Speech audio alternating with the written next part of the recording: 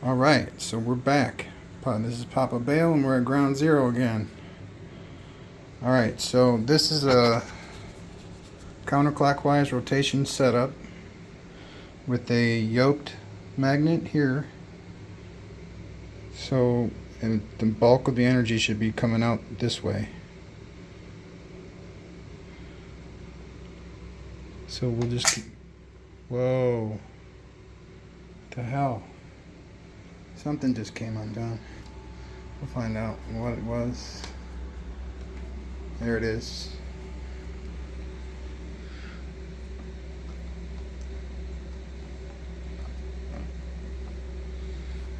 This came off.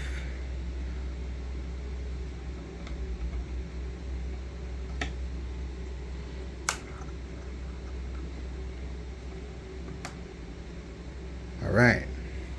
Hopefully that'll stay on. Let's give it a little nudge. Just make sure we're together. Alright. Now we'll give it a whip. Little whip.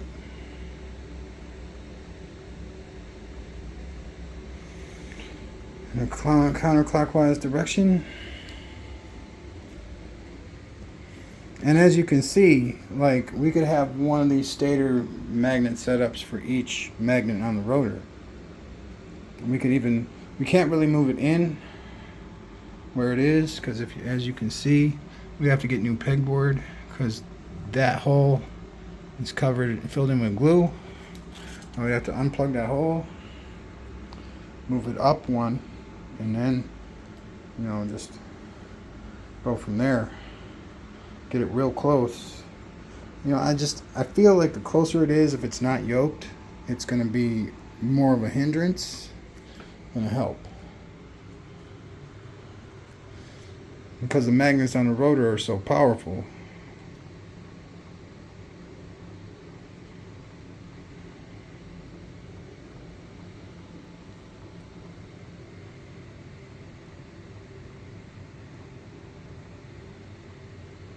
I like these round, flat ceramic magnets. I think they function better for this project than, say, the donut magnets.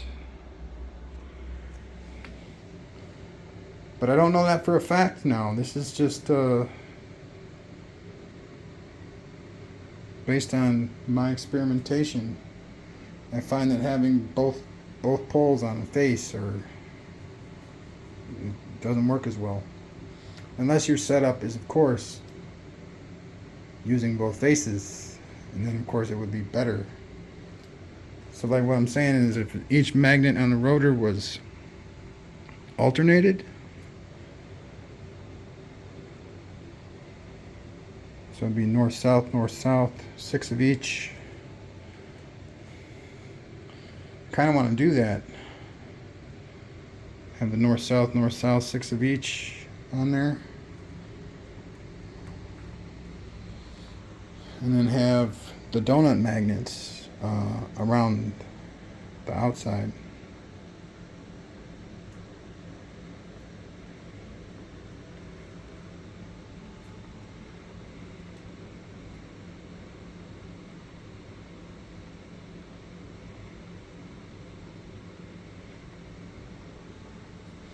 I don't know when I whipped it, but yeah. I'm still debating whether 12 magnets or 9 magnets is the better way to go, and I'm starting to think it might be 9, because 9 will float the disc, so I can use the levitation disc with 9 magnets, and at least for a pulse motor it's better, because it's more crisp. It's not all intertwined and connected. Even though it's electricity, I feel like it's overlapping.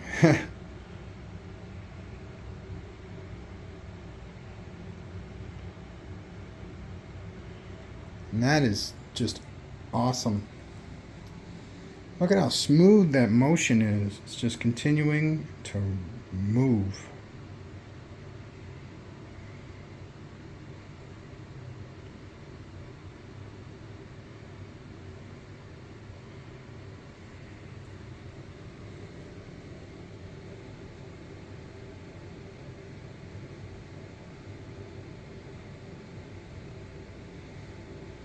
See, I wonder if I spin it the other way. Of course, I'd have to move the outer magnets around. I'm going to leave all the ones on the rotor the same and see what happens. But we're going to let this run out.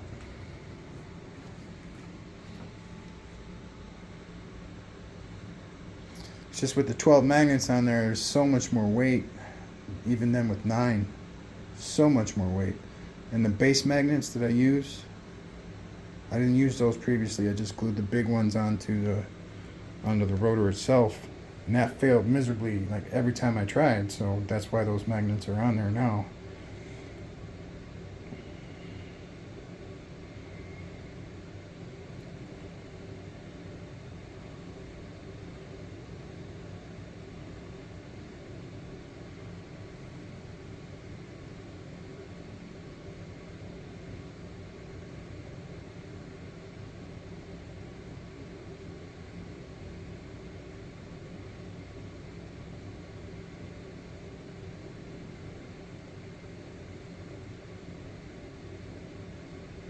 Because with this one, it's like you start at the bottom of the hill and then you work your way up to the top and you jump off to the bottom again and you work your way up. With the way I'm going to spin it next, you're starting at the top of the hill and you're going to work your way down in an easy slope instead of jumping.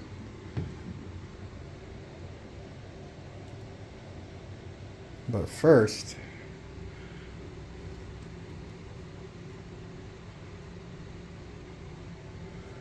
we're going to do that.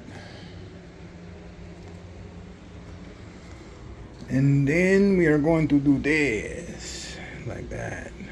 See?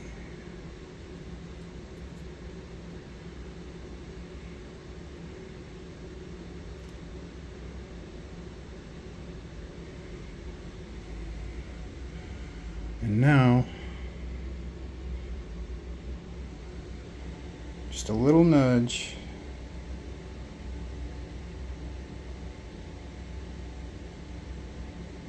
That was a very little nudge. I just wanted to see if it would go.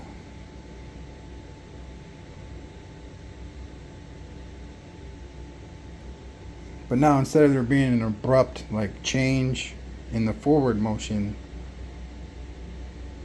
there's like a jump instead of a drop.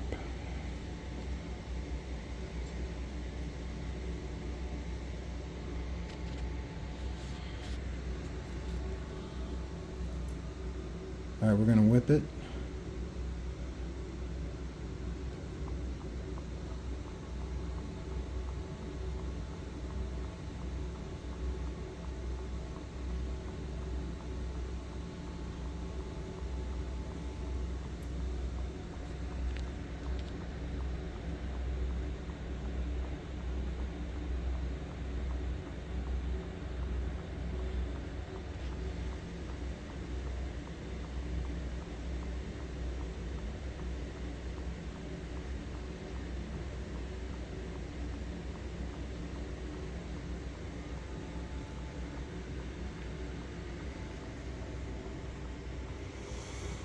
All right, so it does work the opposite way.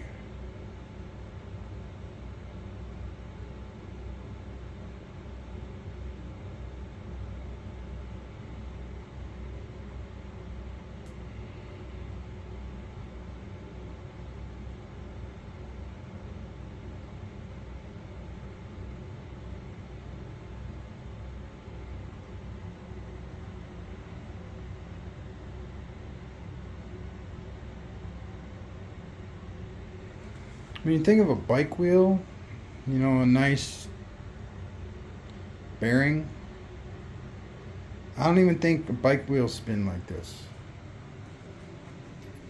And I spun a bike wheel and it'll spin for like 3 minutes, 4 minutes maybe. You gotta put a lot of grease on there to get it to go.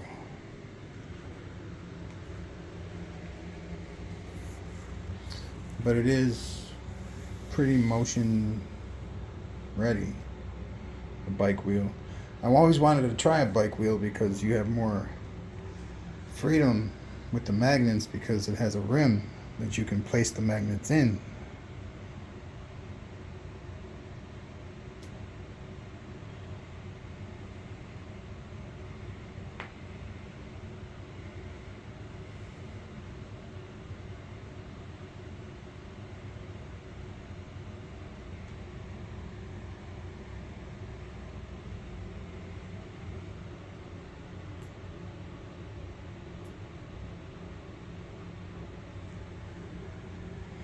So you get the picture, right? It'll spin for a very long time. Either way you do it, you just have to have the stator magnets or the outer magnets, the stationary magnets, yoked and facing the right direction to perpetuate motion. And when I say perpetuate motion, I don't mean motion that never stops. I mean motion that recreates itself. See, everything here is stationary, you know what I mean? So when the magnet in the rotor passes that magnet, a word or part of that language is expressed. And yes, man, if binary numerology is a fucking language, so is this.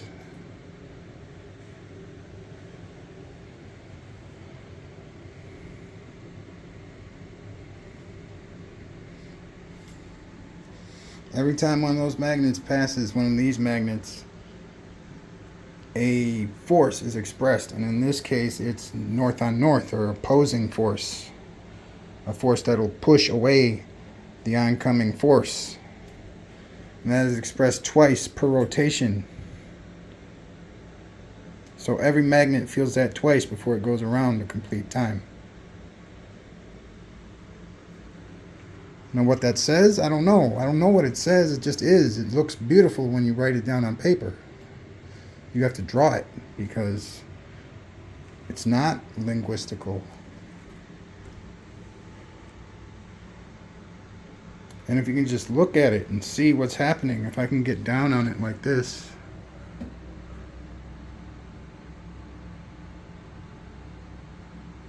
See that? That is beautiful. That is freaking gorgeous. You can't really see the intricacy of the whole thing, but with the staggered on the rotor. So that goes 1, 2, 3, 0, 1, 2, 3, 0, 1, 2, 3, 0, 1, 2, 3. 12 divided by 3 is 4. 0, 1, 2, 3. That's 4 digits. Okay? That's one part of the expression. And then these stator magnets is the other part. These poles. These poles are magnetic. That's another part of the equation. So it is. You can express it with numbers because it is mathematical, or you can express it pictorially with a picture. But if you could express this linguistically, I would say it depicts a love-hate relationship between the rotor and the stator. I mean, does that make sense? You either are going to be attracted to it, or you are going to be repelled from it.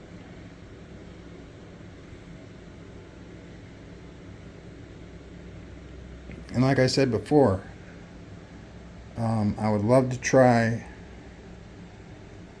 the alternating magnets on the rotor, but that I need another rotor. I can't just do that on this rotor because me trying to do that will utterly destroy this rotor, and I have to make another one anyway, so I'm not going to do that. I'd love to do it right now and just do it on that one, but I actually have to wait. You guys have to wait, so I'm sorry, but I will get into that.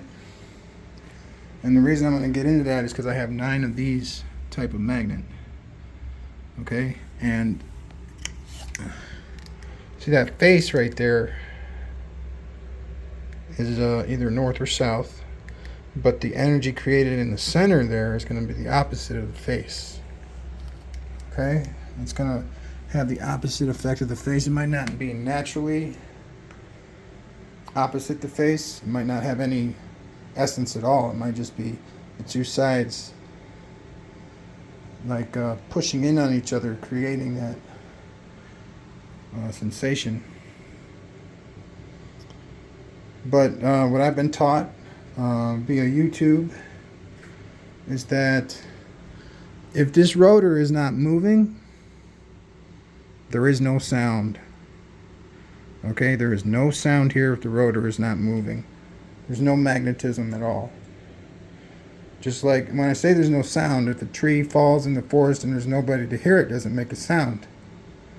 No sound. Okay, it does not make a sound if there's nobody there to hear it, even though it does. You know, like if I just leave this here and this is loose, it will eventually be drawn or pushed away from this magnet right here, and it'll move. Okay, but if it doesn't move, there's nothing there. And that's the cool part about magnetism. It's there and then it's gone. But something has to be moving in order for there to even be a registered magnetism of any kind. Now, when you're doing the iron filings in the water, those iron filings are moving. Okay, they're moving to the magnet so you can see the field. But I guarantee you something is moving. It doesn't have to be the magnet, it can be the iron. But without the motion, there is nothing. Nothing.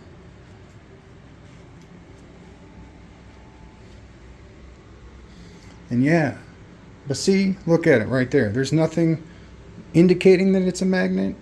There's nothing, so there's no like iron close to it. See, in order for it to be registered as a magnet, you actually have to move something in to the field. Okay? You have to move something into the field. Without the motion, there is no magnetism. Nothing that it matters consequentially anyway. I always think there is a field there. It's just, laying dormant. It's quiet. It might be a dormant field. But the dormant field doesn't freaking matter. It doesn't. So what? There's a dormant field there. Who cares? It's not going to be worth anything until you actually use it. And that means you got to move something into it or move it to something else.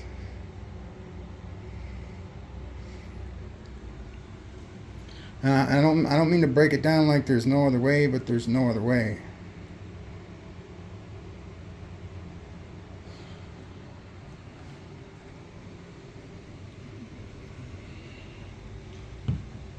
See, now, I'm thinking of a way. Now, I don't know if this will work necessarily, to have this magnet like pump itself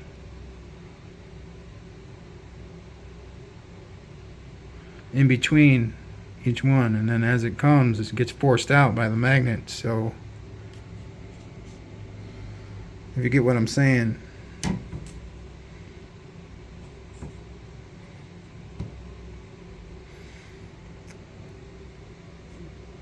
So it's resistance. That's exactly what I need. Something that resists, but to the magnitude of the magnet passing the magnet. So it's set like in here, and when the magnet passes, it pushes it out. Okay, and then it'll go out and it'll come back in, and that motion will propel it.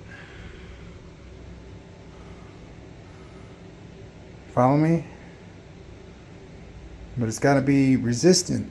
We're got to work almost like a piston, but this thing just is in and out and in and out, and it's the magnet is able to make that happen.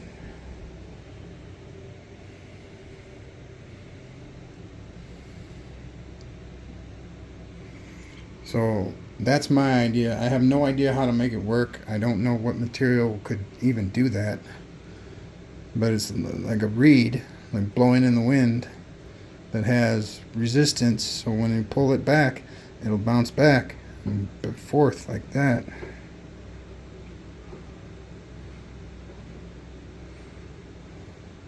And then have it go, on both sides, at least.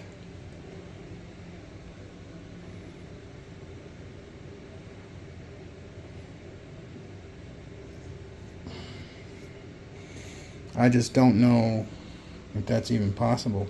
It's got to have like a spring, almost like those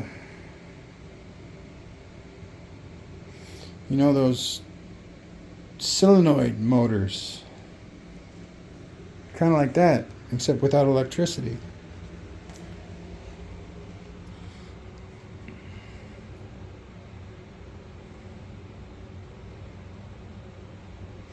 And that's my idea on how to make this thing run by itself. You have a magnet on the pole, and you get the pole nudged up in there. Well, it'll be on this say that pole right, that hole right there, right?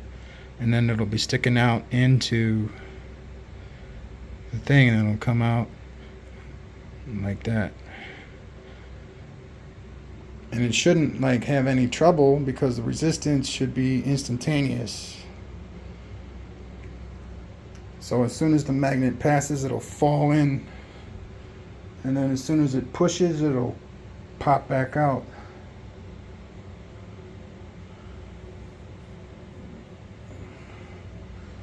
And what should happen is that when it pops back in, it should have enough force to pop itself back out. But the material that would have to be, I don't know. I have aluminum tubes that might work. Then, of course, we're going to have to do something else with the stator magnets because aluminum is not magnetic. But that might work, actually.